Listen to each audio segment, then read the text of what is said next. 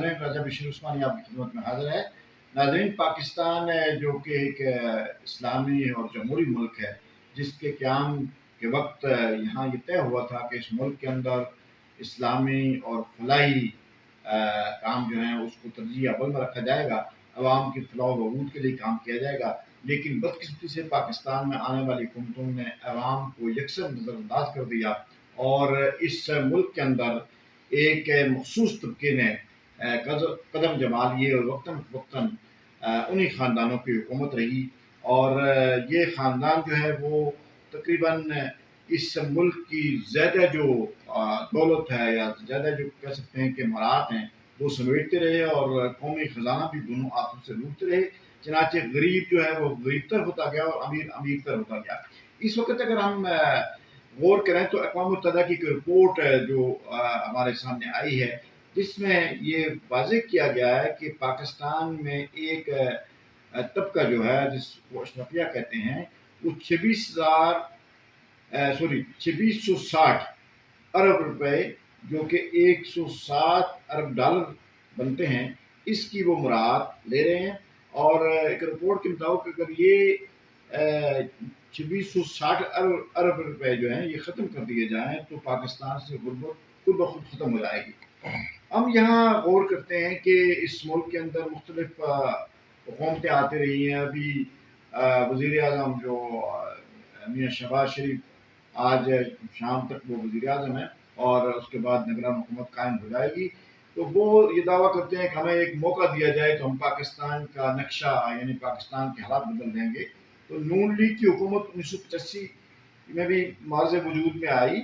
1990 में नून लीग की हुकूमत रही, 1996 में नून लीग की हुकूमत रही, 2013 में नून लीग की हुकूमत रही और 2023 में भी नून लीग की हुकूमत रही और इसकी कारकर्दगी भी अवाम देख चुके।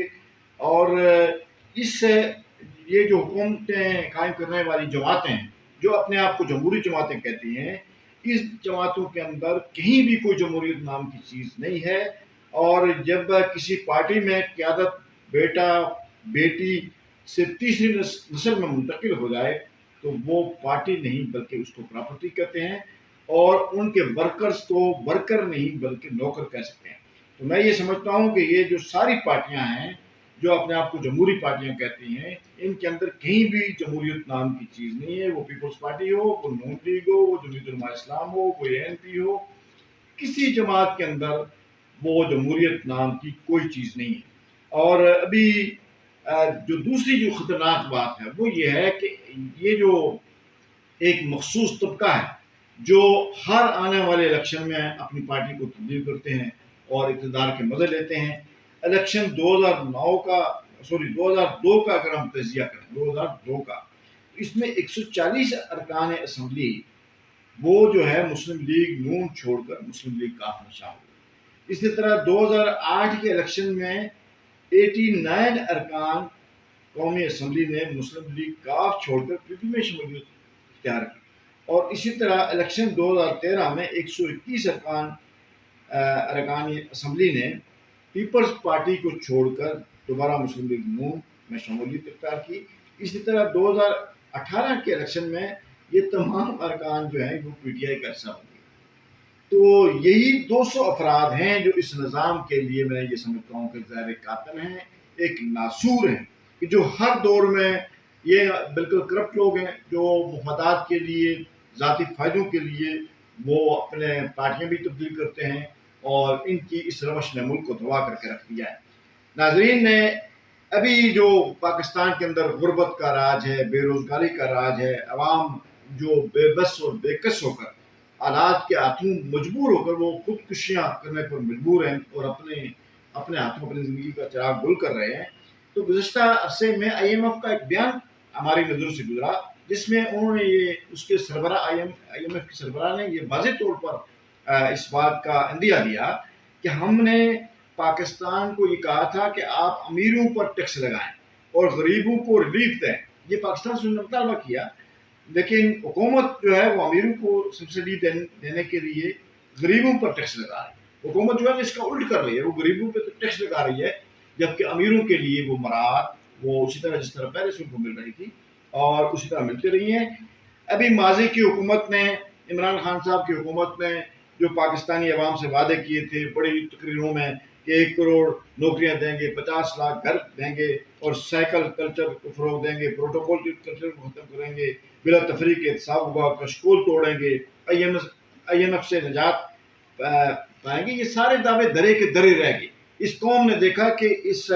ملک کے اندر ہر آنے والے حکمران نے عوام کے ساتھ کھلواڑ کیا ہے، ان کے جذبات کا خون کیا ہے، اور ان سے ووٹ لے کر وہ پھر ان کو بھول گئے اور اپنے لیے وہ مراحت لیتے رہے. یعنی 75 گزرا کی کابینہ بنائی گئی، اتنی فوج فرموج مشیر اور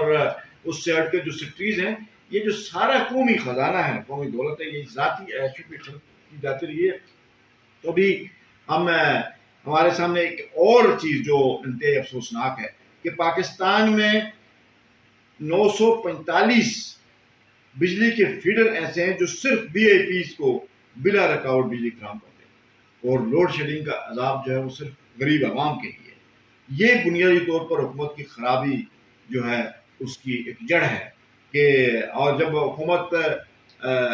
ایک ایسی مسلط ہوتی ہے جو گمراہ ہوتی ہے، جو بدعمالیوں کی مرتکب ہوتی ہے، تو اس کے اثرات نیچے پڑتے ہیں، نیچے عوام پر پڑتے ہیں، اور لوگوں کے خیالات بھی گمراہ ہوتے ہیں، ان کے اخلاق بگڑ جاتے ہیں،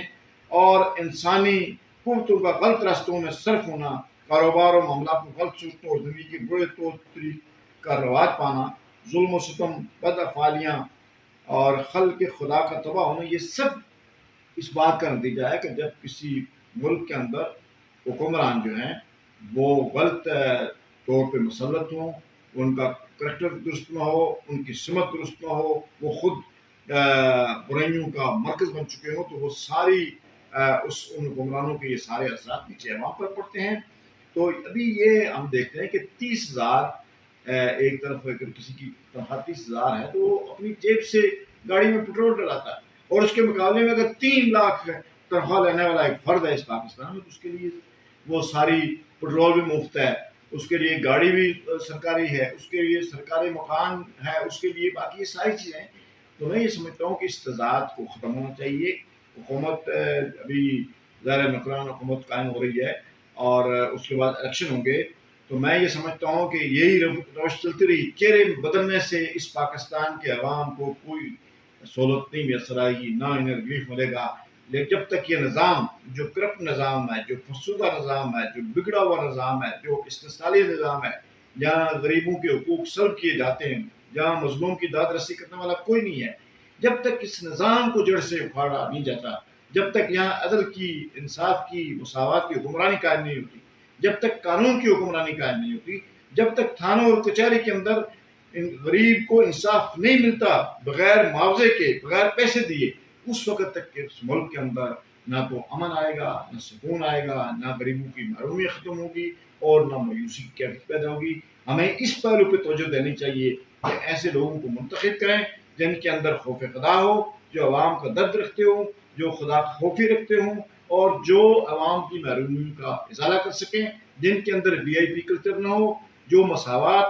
عدل، انصاف کے مطابق حکمرانی چلائیں. ان لوگوں کو آنے والے وقت میں عوام منتخب کریں تاکہ اس ملک کی تقدیر بدل سکے. ناظرین، اسی کے ساتھ میں آپ سے اجازت چاہتا ہوں. اللہ